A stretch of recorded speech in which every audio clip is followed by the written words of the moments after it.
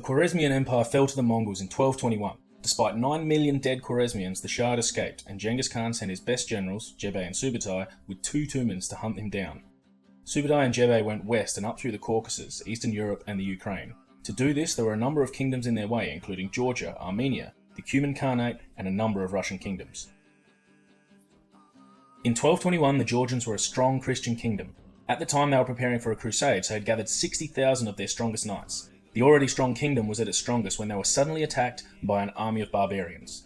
From the Georgian perspective, they had no idea who these barbarians were. They had never seen anyone fight the way the barbarians did. They had never seen gunpowder grenades. The ferocity of the attack led them to believe that these barbarians had at least 100,000 troops. And then, as quickly as they had appeared, the barbarians disappeared. We know that this barbarian army was actually Subutai and Jebe with a Mongol Tumen each. How many troops did the Mongols actually have compared with what the Georgians thought they had? What does this say about Mongol ability? After defeating the Georgians and making them a vassal state, the Mongols continued north and west, defeating everything in their way.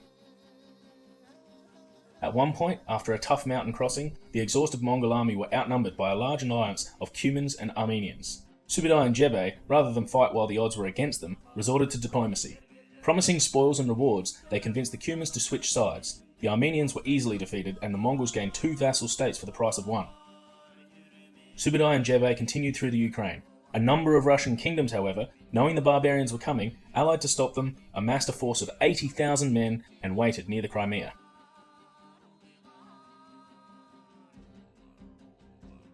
In 1223, Subutai's force attacked a large allied Russian force and failed. Subutai's 2 men all withdrew in panic, running away towards the Kolka River. The Russian troops chased them for days and days, but couldn't quite catch them. This was the first time the Mongols had been defeated.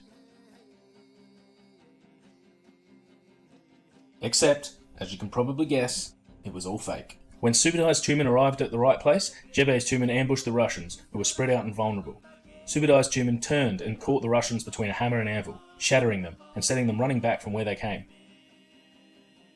As they were drawn so far from their base, the Mongols had plenty of time to run them down.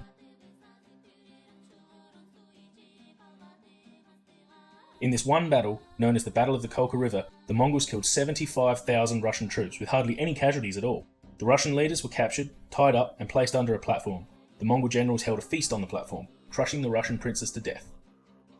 This campaign lasted from 1221 to 1223. The Mongols continued through the Russian kingdoms, causing panic. They circled around the Caspian Sea and returned to Mongolia, making vassal states as they went. Despite the victories, the vassal states, and the panic, it was not a full-scale invasion. The Mongol invasion of Khwarezmia used more than 10 Tumans, or 100,000 troops, while the campaigns in China used 20. Considering Genghis Khan only sent 2 Tumans into Europe, it was little more than a scouting raid. In fact, so small was this part of the overall Mongol picture that in the Mongolian records, they only devoted a single sentence to the raid. Then Genghis Khan sent Dorbe the Fierce off against the city of Merv and on to conquer the people between Iraq and the Indus. He then sent Subutai the Brave off to war in the north, where he defeated 11 kingdoms and tribes, crossing the Volga and Ural rivers, finally going to war with Kiev. Years later, in 1227, whilst on campaign to wipe out the remaining Tanguts, Genghis Khan died. He had declared that no one should know where he was buried, so anyone that took part in his funeral procession was killed by 800 soldiers. Then his burial place was trampled by horses and a river was diverted over the side of the grave. To ensure that no one knew his burial place, the 800 soldiers that did the killing were themselves killed. His resting place remains a mystery to this day.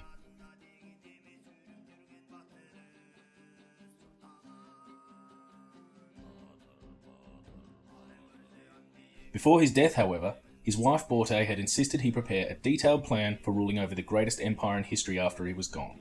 He planned to have parts of his territory administered by his 4 sons and their families, or houses. One of the brothers would rule over all the others as Great Khan. His oldest son Jochi had died earlier, but questions still lingered as to whether Jochi was actually the son of Genghis. The new leader of the house was Jochi's oldest son, Batu. These lingering questions, however, meant that Batu was never considered for Great Khan, but was to administer the northwestern provinces. Chagatai was also not considered for Great Khan. Chagatai was difficult and was frequently feuding with the house of Jochi and its leader Batu. The house of Chagatai was given the central part of the empire, including Khwarezmia. In Mongol culture, younger sons were usually unable to become chiefs while older brothers still lived. This excluded the house of Tolui, so, despite being well suited, Tolui and his sons, Monka, Hulagu and Kublai missed out. The House of Tului was given the smallest but symbolic territory of the Mongolian homelands. In the end, Genghis Khan and Borte chose Ogedei as the next Great Khan. The Great Khan was to rule the largest and most valuable territory, China, and oversee the other territories. Like the one held in 1207 where Temujin was named Genghis Khan, a Kurultai was a gathering of all the heads of major families and important figures within the empire. At the Kurultai they chose a leader as well as other important positions. To ensure the leader's legitimacy, all the heads of the families were expected to be there, and if everyone was not there, they would postpone the Kurultai. In 1229, all the families attended, and, in accordance with the wishes of Genghis Khan, they voted for Ogedei. The heads of each great house were named Khans, and Ogedei was named the Great Leader, or Kagan. Ogedei Kagan immediately continued in his father's footsteps. He retained all of the main policies of his father, including religious tolerance, trade, and meritocratic leadership. He continued to expand the Mongol Empire in the Middle East, Korea, India, and southern China. Ogedei Kagan was capable, but was not the same caliber as Genghis. He was charismatic and inspired loyalty, and he also thought ahead, building a new capital at Karakorum. He was, however, an alcoholic. His brothers tried to keep him under control, but had trouble. At one point, they made him promise to only have 1 cup of alcohol a day. Ogedei, showing typical Mongol adaptability, just had a massive cup made for him. Despite this, Ogedei was a capable Kagan. He selected good leaders, relying heavily on Subutai, who led a number of campaigns both in the east and the west.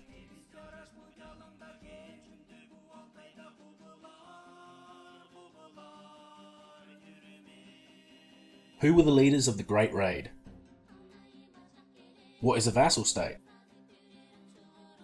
What was the name of the battle near the Crimea? In what year did Genghis Khan die? Where can the tomb of Genghis Khan be found? Who was named the next Kagan in 1229 CE?